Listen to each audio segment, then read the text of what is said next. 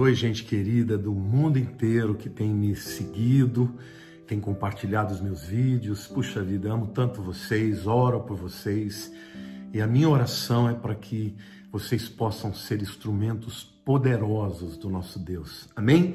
Hoje é a 8ª mensagem da série A Revelação do Apocalipse. E como prometi, é a segunda parte sobre o reino milenar, né? Porque a primeira mensagem não deu para abordar tudo. Muita gente questiona o propósito, a razão de haver um reino de Jesus Cristo na terra, né? Físico.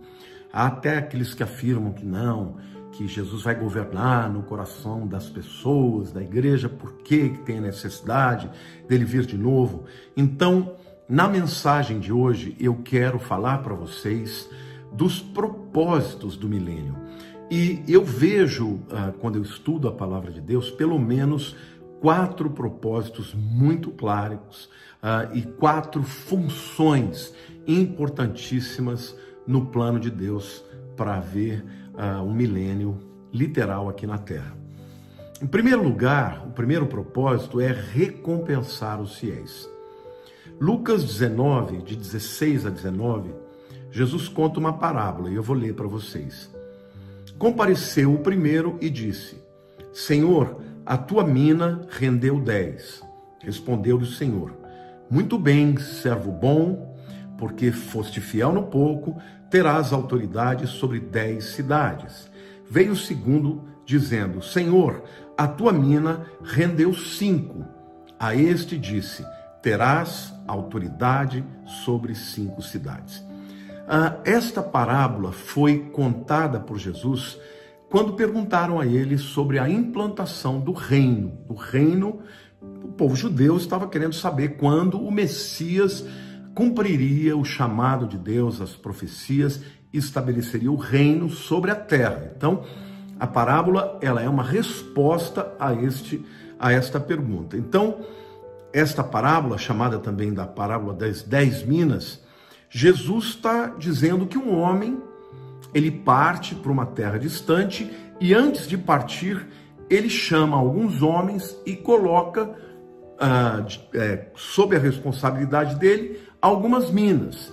E este homem, quando volta, ele vai ter com estes homens para ter aí vamos dizer assim, uma contabilidade de como eles lidaram com aquele tesouro, com aquela mina que eles receberam dele, tá? Então, ouvindo eles estas coisas, diz Lucas 19:11, Jesus propôs uma parábola, visto estar perto de Jerusalém e lhes parecer que o reino de Deus haveria de manifestar-se imediatamente. Ou seja, os discípulos achavam que o reino estava próximo, o Messias estava ali, então logo viria o reino milenar, ou o reino de Deus aqui na terra. Então, Jesus deixa claro que antes de que isso acontecesse, ele, que era este homem, né, da parábola, ele tinha que se ausentar ainda. Ou seja, ele ia morrer, ia para a casa do Pai, ia preparar todas as coisas, e quando ele voltasse, ele estabeleceria então este reino. Então, nesta parábola, o homem que partiu para uma terra distante, para tornar depois estabelecer o reino, é Jesus. Os trabalhadores, para quem ele confia as 10 minas, para que administrassem, são aqueles que creem. Eu vejo que são tanto os judeus quanto também os gentios, né? Os cidadãos que rejeitam, tá, que ele governe sobre eles, são aqueles que rejeitam a mensagem do Evangelho, a mensagem de que Cristo é o Messias, que é o Rei do mundo, né? A volta dele se refere não ao arrebatamento, porque o arrebatamento é o encontro de Jesus com aqueles que creem nos ares, mas é a segunda vinda, que é o encontro de Jesus para estabelecer o seu reino, e aqui na terra.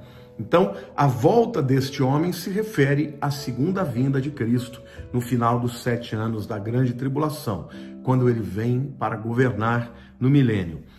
E a recompensa aqui, querido, que ele diz, aqueles que foram fiéis, é que governarão sobre 10 cidades. Em outras palavras, Jesus está dizendo o seguinte, que a tua autoridade para reinar e para governar está diretamente ligado a todas as, vamos dizer, os dons e talentos e ao propósito que Deus deu para você enquanto você está na terra.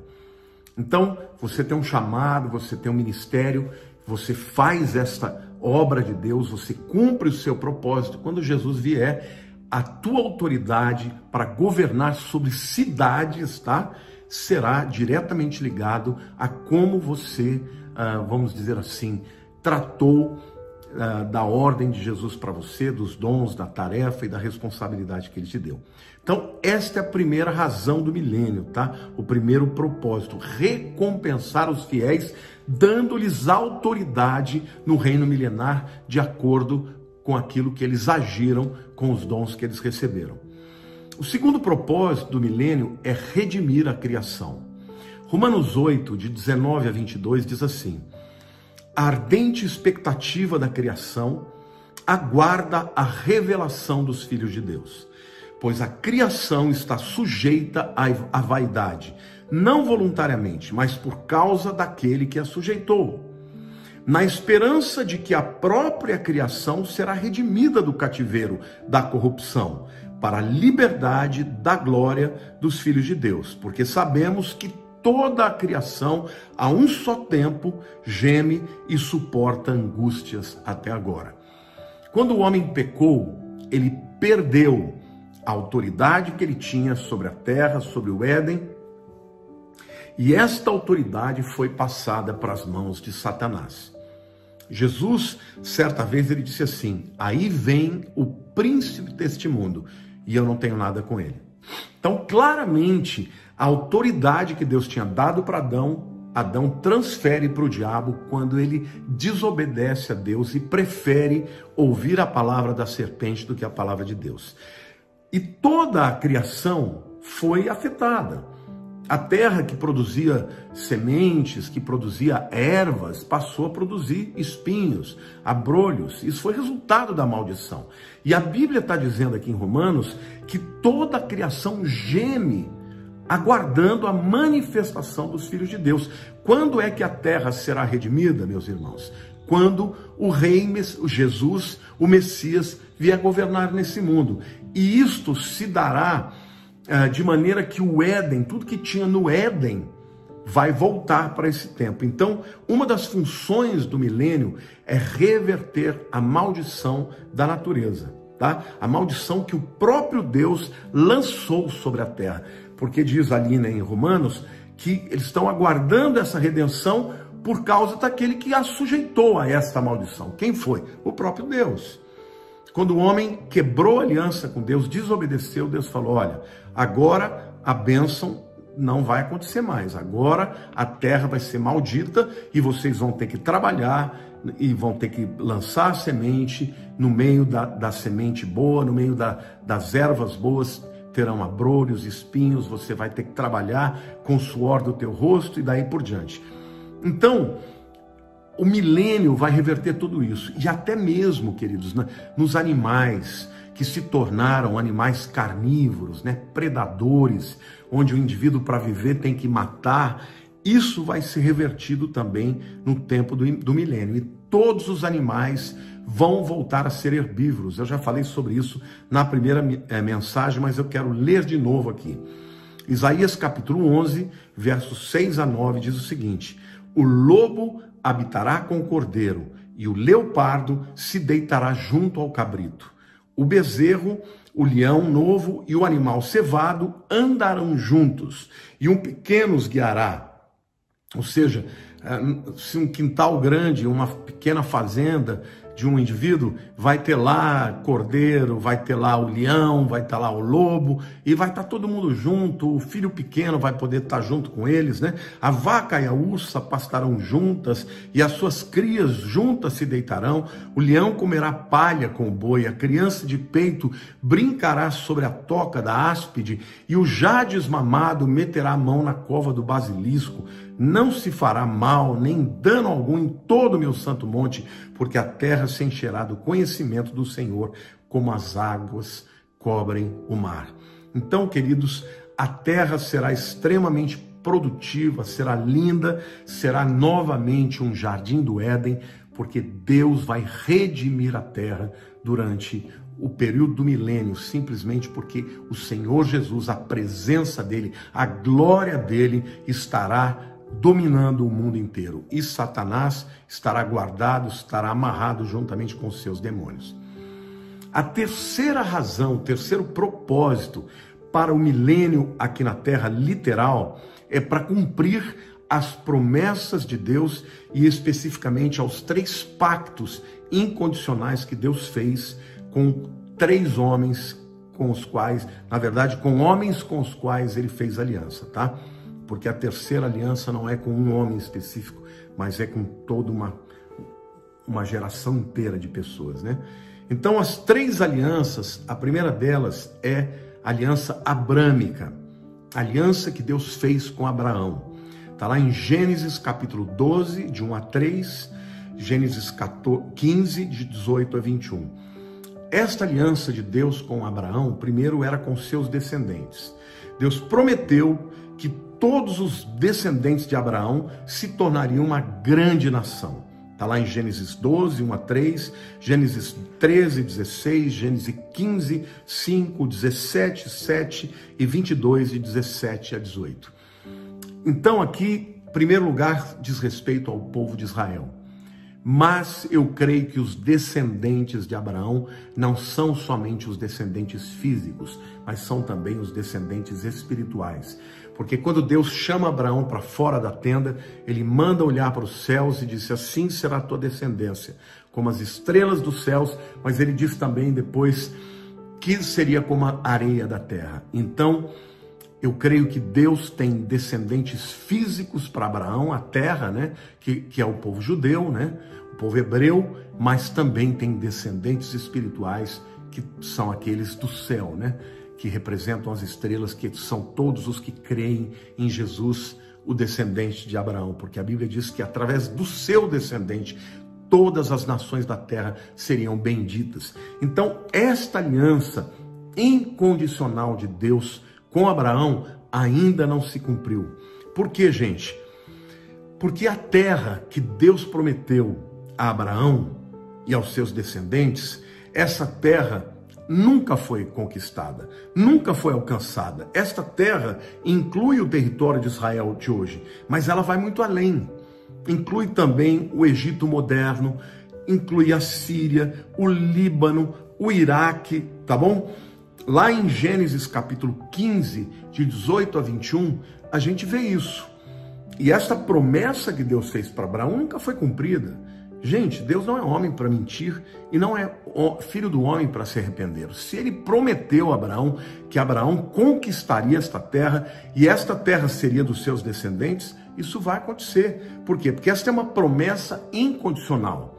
Existem algumas promessas na Bíblia que são condicionais. Se você fizer isso, você vai ser abençoado. Se você não fizer, você vai ser amaldiçoado. Como, por exemplo, né, lá em Deuteronômio 28, que fala das bênçãos e das maldições, ali é claramente uma aliança condicional à obediência do povo. Mas a aliança que Deus fez com Abraão é incondicional. Vai acontecer, eu vou fazer isso na tua vida, eu vou fazer isso com os teus descendentes, eu estou dando esta terra para você, e eles nunca alcançaram este território. E, portanto, meus queridos, saibam que isto vai se concretizar no período do milênio. E o terceiro aspecto, né, desta aliança abrâmica, então, primeiro é descendentes, segundo a terra, e terceiro é a bênção. Deus prometeu a Abraão que através de Abraão e dos seus descendentes, todo mundo seria abençoado. Esta promessa já foi, em parte, cumprida através do maior dos seus descendentes, que é Jesus, né? Jesus Cristo. Agora, esta bênção, ela não se completou. Alguém vai dizer: pastor, mas já tem gente sendo salva em todas as nações. Queridos, a bênção diz que o mundo inteiro.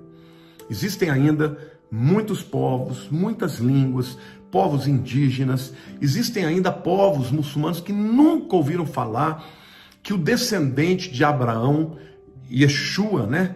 Ele é o Salvador, ou seja, eles até acreditam no chamado Issa, que é Jesus, mas ele é um radical muçulmano, ele nunca morreu na cruz e, portanto, ele não ressuscitou, ele vem para matar aqueles que são cristãos, ou seja, eles não estão sendo abençoados por esse descendente, e eles são descendentes de Abraão. Então, esta bênção que Deus prometeu que aconteceria através de um dos descendentes de Abraão, ela ainda não se deu. E isso vai se cumprir no milênio, quando Jesus estiver aqui na terra. Todas as nações, todos os povos saberão que o descendente de Abraão é aquele através do qual vêm as bênçãos para toda a terra. Amém? Então, através de Jesus Cristo, esta bênção parcial que nós já vemos hoje será plena no tempo do período milenar. Tá bom?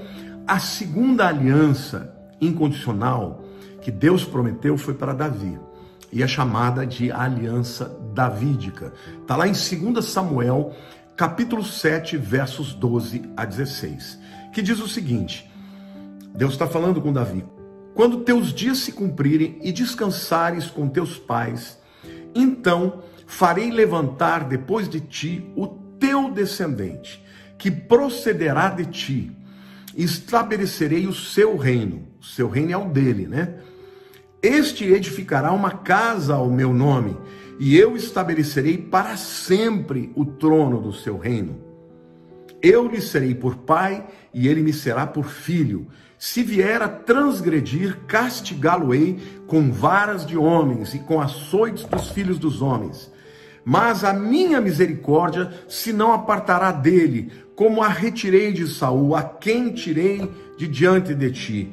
Porém, a tua casa e o teu reino serão firmados para sempre diante de ti. Teu trono será estabelecido para sempre. Antes de mais nada, eu quero fazer uma reflexão sobre este texto. Porque alguns teólogos dizem, gente, mas se ele está falando de Jesus, como é que ele pode estar dizendo se ele vier a transgredir? Então eu vou açoitá-lo, eu vou tratar duramente com ele. Como pode ser? Jesus jamais pecaria. Aí é que está, meus queridos. Jesus, quando veio na terra, ele foi tentado. E vocês acham que aquela tentação de Satanás foi de Araque? Vocês acham que era impossível que ele fosse tentado? Ora, se Satanás soubesse que aquela tentação não fosse verdadeira, ele não ia perder o tempo dele. Jesus, de verdade, ele foi como Adão. Tá? E assim como Adão, ele não tinha natureza pecaminosa. Adão não tinha a natureza pecaminosa. E ele não precisava cair. Diferentemente de nós, que somos pecadores, a gente não tem opção. A gente já nasce inclinado para o pecado. Adão não tinha pecado nenhum. Então a tentação para ele foi uma opção dele decidir dizer não para Satanás e sim para Deus. E ele escolheu seguir Satanás e caiu. Jesus, da mesma maneira, Jesus está ali, ele se fez carne exatamente como nós, mas ele não tinha a natureza, por exemplo, de José, porque o pecado ele é transmitido através do homem e não da mulher. A Bíblia diz, por um só homem entrou o pecado no mundo. Não foi através de Eva que entrou o pecado no mundo, foi através de Adão. Então, o fato de Jesus ser gerado pelo Espírito Santo e Maria, ele tinha a natureza humana, a natureza exatamente igual à natureza de Adão. Porque ele era humano, mas não tinha a natureza pecaminosa. E quando Satanás, no deserto, tenta Jesus, ele está tentando da mesma maneira que ele tentou Adão. Então, é óbvio que Deus sabia, mas nesse texto ele está dizendo, a tentação vai ser real. Se ele desobedecer, vai ser disciplinado. Mas a gente sabe que ele não desobedeceu, né? E por isso que a Bíblia diz que este descendente de Davi seria o rei e seria estabelecido num trono que seria eterno, seria para todo sempre, tá?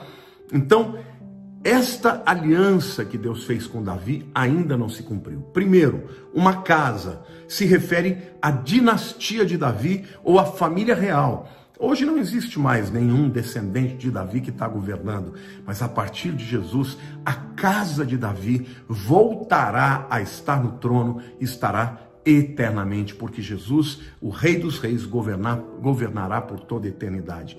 Quando ele fala de trono, ele está falando de autoridade local. tá? E esta autoridade local será em Jerusalém, como o próprio texto diz, porque Jesus governará o mundo a partir de Jerusalém. E por último lugar, fala do reino, se fala ao sistema político, né? No tempo em que ele governará, não será uma democracia, será uma teocracia, será um reino, não será um parlamentarismo, né? Não será uma ditadura, será um governo do Rei dos Reis, e esse reino é a mensagem que nós devemos pregar hoje. E aqui vale a pena a gente fazer um parênteses, gente. Jesus, quando nos mandou pregar o Evangelho, ele não mandou somente pregar o Evangelho da salvação. Esta é a primeira parte, porque ninguém pode fazer parte do reino se não for antes salvo, se não tiver o seu nome escrito no livro da vida. Mas, meus queridos, saibam de uma coisa: o reino de Deus significa que as leis de Deus que regem o céu devem reger a terra. Então, na verdade, quando Jesus reinar na terra, todas as leis do reino de Deus serão as leis que regerão a terra. E hoje, quando o crente ele prega o evangelho e ele vive, ele experimenta isso, ele vive esse poder, onde quer que ele vá, o reino de Deus começa a ser estabelecido na terra. Amém? Então a sua família é transformada, a sua vida é transformada, o teu trabalho é transformado. Hoje você pode estabelecer o reino de Deus onde quer que você tenha autoridade, influência, ou seja, você pode transformar o ambiente que você está vivendo. Hoje a igreja, quando ela vai invade o mundo, ela não está simplesmente tirando as pessoas da terra para mandar no céu. Não, ao contrário, ela está salvando aquela pessoa, mas está preparando aquela pessoa para que ela traga para si, em toda a sua área de influência, o reino de Deus. A igreja peca muito, irmãos, quando ela prega somente a mensagem da salvação. A igreja deve pregar a mensagem do reino, e a mensagem do reino é aquilo que Jesus nos ensinou a orar na oração do Pai Nosso: venha o teu reino, seja feita a tua vontade, na terra como nos céus. Então, meu querido, eu profetizo na tua vida que quando você se converte, você tem que prosperar. Eu profetizo na tua vida que quando você se converte, as enfermidades, as maldições vão cair na sua vida, vão ser quebradas na sua vida, porque o reino de Deus começa a operar através da tua vida e vai sair para o mundo. A tua área de influência, de atuação, vai começar a mudar o ambiente. Onde existe maldição, terá bênção. Onde tiver erva daninha, vai começar a prosperar. Onde tiver enfermidade, virá saúde. É isso que Jesus nos ensinou. Por isso que ele diz: imporão as mãos sobre os enfermos, serão curados, expulsarão demônios, os sinais acompanharão os que crerem. Vocês estão entendendo? Isso é a autoridade do reino. É isso que Jesus diz para Pedro: dar-te-ei as chaves do reino. Aquilo que ligares na terra será ligado no céu, aquilo que desligares na terra será desligado nos céus. Queridos, isto vai acontecer de maneira plena no milênio, mas tem que começar a acontecer agora. Entendam uma coisa, meu querido: os primeiros cristãos, eles representavam o Jesus que tinha morrido, o Jesus que era o Cordeiro de Deus. Mas os cristãos do fim dos tempos, eles representam o leão da tribo de Judá, aquele que ruge e todos estremecem, aquele que é rei dos animais. No caso de Jesus, é o rei dos reis, o rei de todo o universo. Então entendam uma coisa: quando fala da aliança com Davi, fala do reino de Deus sendo estabelecido. Mas a igreja é quem vem antes, é o arauto, é aquele que tem a mensagem profética, é aquele que começa a estabelecer as bases desse reino. Então eu quero profetizar: se você é pastor de uma igreja, se a tua igreja não está crescendo, comece a profetizar, comece a chamar o reino de Deus na tua vida, na tua igreja. A tua igreja vai crescer, a salvação vai acontecer, a libertação vai acontecer, os enfermos vão ser curados, em nome de Jesus. Eu profetizo agora no Brasil um grande avivamento, e o avivamento que não vem somente com a mensagem da salvação. A nossa mensagem é do reino de Deus, de estabelecer os reinos de Deus, estabelecer as estacas do reino de Deus. E onde o reino de Deus está, meus queridos, Satanás perde o poder, Satanás foge. É por isso que Jesus diz: as portas do inferno não prevalecerão contra a minha igreja. É a igreja avançando para implantar o reino de Deus. Esta promessa que o Senhor fez para Davi, ela é incondicional. Deus está dizendo: Davi, a sua descendência levantará a minha casa, a tua casa, os teus descendentes, o teu descendente desta casa terá uma dinastia extraordinária.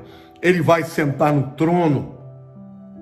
Isso tudo só cumprirá plenamente quando Jesus estiver governando de Jerusalém no milênio, e por isso o milênio não é só um reino espiritual. Hoje Jesus governa no coração dos crentes, governa, mas queridos, se você olhar para o redor, ao redor você vai ver que Jesus não está governando o mundo. Este mundo jaz no maligno, esse mundo cada vez mais tem se tornado pior, mas eu não estou aqui para profetizar o caos, porque a igreja, enquanto está na terra, ela tem poder e autoridade para resistir. Mas entenda uma coisa, a resistência da igreja não é aquela coisa de eu ficar escondido assim, né, com um escudo, dizendo: Senhor, pelo amor de Deus, tem misericórdia de mim, não deixe esse demônio entrar na minha casa. Não! Quando Paulo fala sobre isso, ele pensa no exército romano que marchava em cunha, que ele ia invadindo os territórios e que ele ia empurrando para trás o inimigo não conseguia resistir o seu avanço. Então a igreja vai avançar, a igreja vai conquistar, a igreja vai transformar, porque ela vai amarrar os demônios, aqueles que estão dominando. Quando a Bíblia fala dos dominadores desse mundo, no grego é cosmocrator, krator vem de poder, né? Democracia, e cosmos fala do cosmos, não só do mundo visível, mas do mundo invisível. A Bíblia diz que nós temos autoridade sobre esses dominadores, e a igreja tem que avançar, estabelecer estacas, começa a profetizar a palavra de Deus, começa a declarar a sua saúde, começa a declarar a vitória, começa a declarar a autoridade para você invadir as trevas, começa a declarar a transformação da tua casa, a transformação da tua igreja, a transformação da tua cidade, a transformação da nação brasileira. Porque, querido, quanto mais o evangelho avança, mais o poder de Deus é estabelecido. Um dia, Jesus Cristo governará neste mundo, e este mundo será um mundo como Éden. Mas enquanto a igreja está aqui, nós não estamos aqui para fugir, nós estamos aqui para avançar. E é por isso que Jesus usa aquela parábola das minas. Aqueles que trabalham nas minas, no tesouro que ele deu, enquanto está neste tempo em que ele está ausente. Quando ele voltar, eles serão colocados e postos com autoridade sobre 10 cidades. Vejam que coisa tremenda, irmãos, que coisa maravilhosa. Tudo porque Deus prometeu. Então, em terceiro lugar, quando fala deste reino, eu vejo que a igreja hoje está pecando um pouco, porque não está pregando a mensagem completa, prega só a mensagem da salvação, e uma mensagem que faz o indivíduo ter vontade de sair desse mundo e ir embora para o céu, quando na verdade o nosso futuro é na terra, irmãos. Por quê? Porque quando descer a Nova Jerusalém, ela descerá sobre a terra. O céu estará na terra, porque céu é o lugar onde Deus está. Então é muito importante que você entenda, quando terminar o milênio, quando vierem os tempos eternos, eu ainda vou falar sobre isso, a Nova Jerusalém estará na terra e os céus serão aqui na terra. Então vejam que Ezequiel, capítulo 37, de 22 a 25, Deus promete a Davi: farei deles uma só nação na terra, nos montes de Israel, e um só rei será rei de todos eles, Jesus. Nunca mais serão duas nações. E aqui está falando de Judá e de Israel, porque depois que Salomão morreu, né? Quando Reoboão, seu filho, assumiu, ele ouviu os seus amigos, impôs mais impostos pesados, e houve uma guerra civil, uma cisão com Jeroboão, o capitão de Israel. 10 nações foram para o norte e nunca mais voltaram a ser uma só nação. E as duas nações do sul, Judá e Benjamim, se tornaram a nação chamada de Judá. E Deus está falando, farei deles uma só nação nos montes de Israel, e um só rei será sobre todos eles. Nunca mais serão duas nações, nunca mais para o futuro se dividirão em dois reinos, nunca mais se contaminarão com seus ídolos, nem com as suas abominações, nem com qualquer das suas transgressões.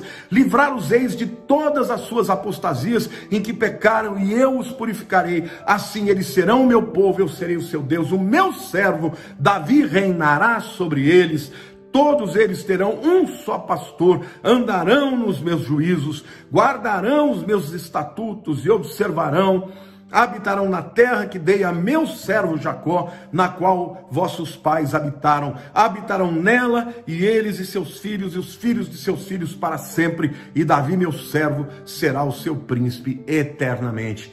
Alguns teólogos chegam a afirmar, gente, porque aqui está falando de Jerusalém, que o próprio Davi, com o corpo glorificado, será o prefeito de Jerusalém. Porque Jesus será o rei dos reis de toda a terra e de todo o universo. Mas Davi será o prefeito de Jerusalém, a autoridade maior da cidade de Jerusalém. Não sabemos, pode ser que aqui, quando ele se refere a Davi, está se referindo ao seu descendente, porque na Bíblia tem algumas vezes que quando ele se refere a Davi, não está falando dele mesmo, está falando do seu descendente. Não sabemos, pode ser que seja o próprio Davi mesmo, governando Jerusalém, mas de uma coisa a gente sabe, isto ainda não aconteceu, e esta foi uma promessa que Deus fez incondicional. Esta é uma aliança incondicional, não dependia do acerto de Davi. Deus falou, eu vou fazer e vai acontecer. Então, queridos, se Deus prometeu, vai acontecer. Amém? A terceira das alianças é a nova aliança, tá? Que está lá em Jeremias 31, de 31 a 34. E esta nova aliança, nós, gentios, já usufruímos, mas Israel, como povo, ainda não. Somente alguns que se convertem. Mas Deus fala que isto aconteceria para toda a nação de Israel. Esta nova aliança fala de perdão dos pecados e Deus perdoará os pecados de Israel. Lá no livro de Zacarias, você tem um momento em que eles olham para os céus e veem Jesus. E eles falam, o que é isso que está acontecendo? O que é essa ferida nas suas mãos? E ele do céu vai dizer, estas são as feridas com as quais eu fui ferido nas casas dos meus amigos. E a Bíblia diz que haverá um grande pranto em Jerusalém. E eles chorarão, e eles se arrependerão, e eles se converterão, e todo Israel será salvo. E, portanto, os pecados serão perdoados. Eles terão a habitação do Espírito Santo, como nós hoje, que já cremos em Jesus, já temos a nossa aliança, a nova aliança, eles terão também, e eles terão um novo coração. Como diz Ezequiel 6, de 24 a 26, no qual Deus inscreverá a sua lei. Então, tudo aquilo que nós, gentios, já temos, os judeus também terão e experimentarão.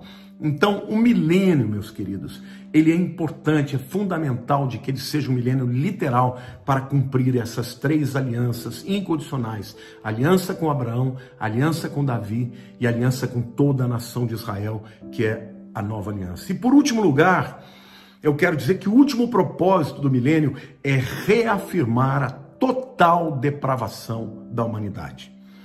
A palavra de Deus diz que todos pecaram e destituídos estão da glória de Deus. A verdade é que o mundo sempre caminha para o mal porque o homem é pecador. E isso tem que ficar claro, porque quando Jesus vier governar no milênio, pensa num mundo perfeito. Num mundo de graça, de misericórdia, de prosperidade. Satanás está amarrado, não vai ter ninguém para tentar ninguém. Mas as pessoas vão dizer, mas pastor, vai ter pecado no milênio? Queridos, não se esqueçam. Só vai entrar no milênio quem se converteu. Os que estiverem vivos na grande tribulação vão entrar no milênio com o corpo normal. Eles são seres humanos e, portanto, nasceram em pecado e têm inclinação para o pecado. É óbvio que eles não vão ter muita chance de pecar e nem vão ser muito tentados. Mas eles vão casar, vão ter filhos. E quando passarem os 1000 anos, Satanás vai ser solto. E quando ele for solto, ele vai vir seduzir as nações. Então, estas pessoas que viveram né? Conhece a história, vão viver muito tempo, não vai ter enfermidade. A Bíblia diz que quem morrer com 100 anos vai morrer jovem, tá? As pessoas vão viver 200, 300, 400 anos fácil. Então, as pessoas vão ter tempo de sobra para saber que Jesus é o rei perfeito. E quando chegar o tempo da tentação de Satanás, ainda assim vai ter gente que vai escolher Satanás. Então isso mostra, gente, que a humanidade é depravada mesmo. A humanidade sempre vai fazer a escolha errada, mesmo tendo as oportunidades certas. Por isso que eu quero dizer uma coisa para você: tem muita gente que tem 5 filhos, vamos dizer assim, cria igual todo mundo, ensina na vontade de Deus, vai escolher o errado, se afastar de Deus. A Bíblia até promete, né? Ensina o menino que deve andar, que quando ele for moço, ele não se desviará dele. Eu creio que se você ensinou direito a palavra, ele vai voltar um dia, mas ele pode fazer as suas escolhas, ele pode fazer escolhas erradas, e essas escolhas muitas vezes vão trazer consequências. Então, às vezes dentro de uma mesma casa, você vê um filho que ama Deus, que é obediente, e o outro que é da pá virada, entendeu? Porque isso mostra que, de fato, a humanidade é depravada, a total depravação do homem, que é uma das teorias, né, ou uma das doutrinas da teologia reformada, é verdade. Então, um dos propósitos do milênio é isto: dar a oportunidade do homem ser governado por Jesus e depois fazer escolha. E alguns vão escolher Satanás e por isso vão ser lançados juntamente com ele no lago de fogo. Então, no final do milênio, Satanás é solto, e eu quero então ler o texto aqui de Apocalipse capítulo 20, versos 1 a 3, e discutir com vocês aqui, na verdade, explicar o texto. Então vi descer do céu um anjo, tinha na mão a chave do abismo e uma grande corrente. Ele segurou o dragão, a antiga serpente, que é o diabo, Satanás, e o prendeu por 1000 anos. Lançou-o no abismo, fechou-o e pôs selo sobre ele, para que não mais enganasse as nações, até se completarem os 1000 anos. Ou seja, por 1000 anos, Satanás está amarrado, não vai, ser inoportuno, não vai ser o tentador para ninguém. Mas o texto continua dizendo: depois disto, é necessário que ele seja solto. Pouco tempo, não vai ser muito tempo. E os versos 7 a 10 diz assim: quando, porém, se completarem os 1000 anos, Satanás será solto da sua prisão e sairá seduzir as nações que há nos 4 cantos da terra, Gog e Magog, a fim de reuni-las para a peleja. O número dessas é como a areia do mar. Marcharam então pela superfície da terra e sitiaram o acampamento dos santos e a cidade querida. Desceu, porém, fogo do céu e os consumiu.